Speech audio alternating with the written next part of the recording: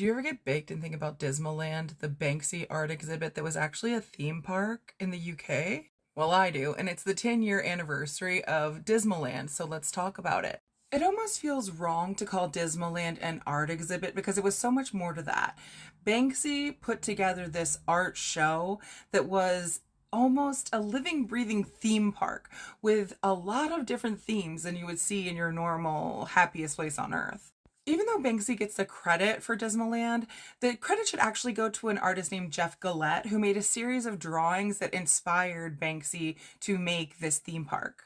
Banksy quite literally took the pictures that Gillette had drawn and turned them into a real life breathing piece of art that you could walk through and experience, which is so cool. Guests arrived in an overcast seaside village that is quite opposite from the places that you would usually see a Disney operation like Florida or California. Disneyland took the characters that you know from Disney, like Ariel and Mickey Mouse, and made them a little bit distorted. And it made you feel uneasy when you looked at it, and that was really the point. When you walked into Disneyland through the gates, you would see different exhibits like this one, which is a carousel with what looks like a dystopian butcher sitting in the front. And then if you look closely at all of the horses, the skin is kind of peeled off and they look very creepy. And this is actually a nod to a scandal that happened in the UK. The Tesco horse meat scandal, where this chain of grocery stores was caught selling beef that was not completely beef. It was 29% horse.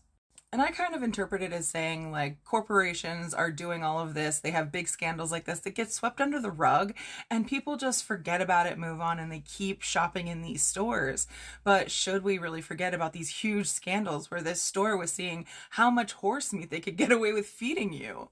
And every art exhibit as you walk through the experience of Disneyland is just enough to make you feel uneasy. It's all just a little bit off. Of course, in every theme park, you have someone who draws caricatures, but it's pretty rare. I mean, I've never seen it, and I worked in theme parks for a long time, where someone draws caricatures just of the back of someone's head. Like, very creepy and weird, but also kind of cool to see in a collage like this, right? And when you have the empty seats, I don't know, it just kind of adds something to the creepiness of it. The theme of this theme park really seems to be talking about the exploitation and hyper consumerism of theme parks and what they take to run. Like how SeaWorld, I'm a longtime SeaWorld hater, how SeaWorld does things like, you know, keeps whales in captivity and actually harms the planet and animals.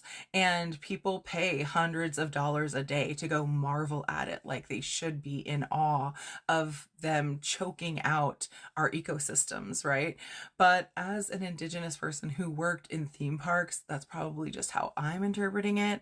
But I mean, I think it's a pretty ham-fisted interpretation, like you can tell. There are a lot of incredible elements to this entire exhibit, but my favorite piece has to be the overturned carriage, where you can see that it's clearly Cinderella's carriage and you can see her kind of falling out of the top of it.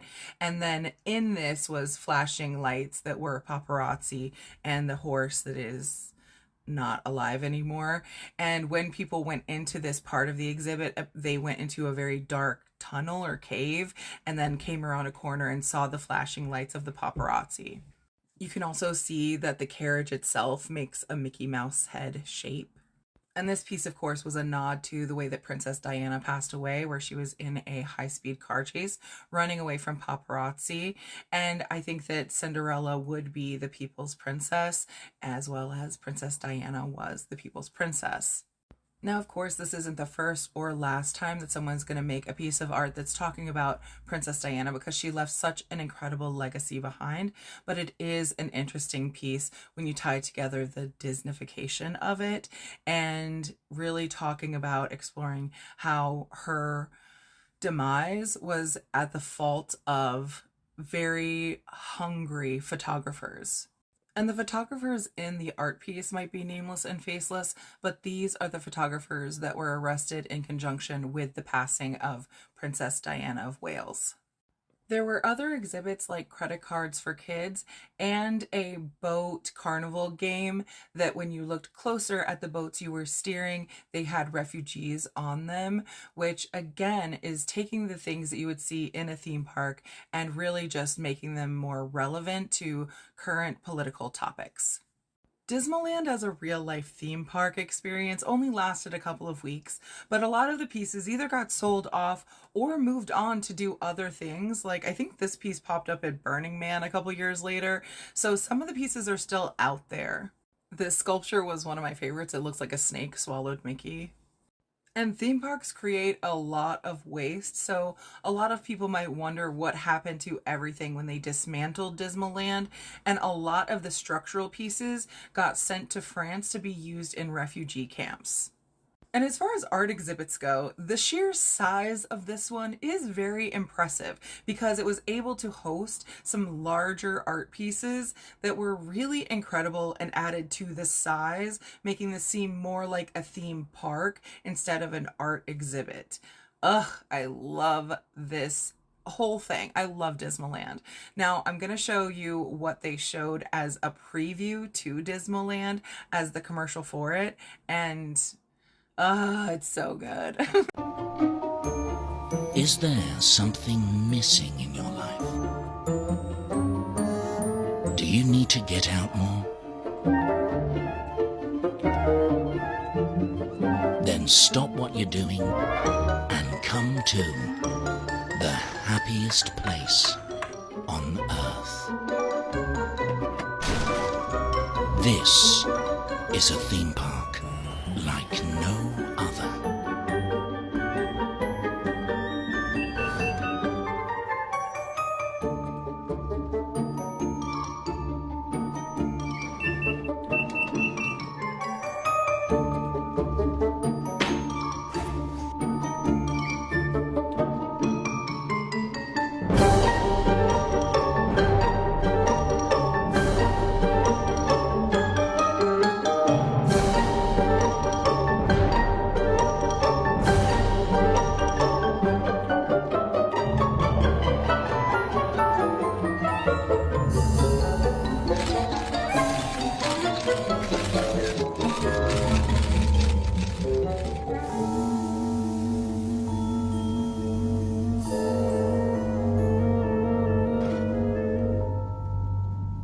Dismaland, a place where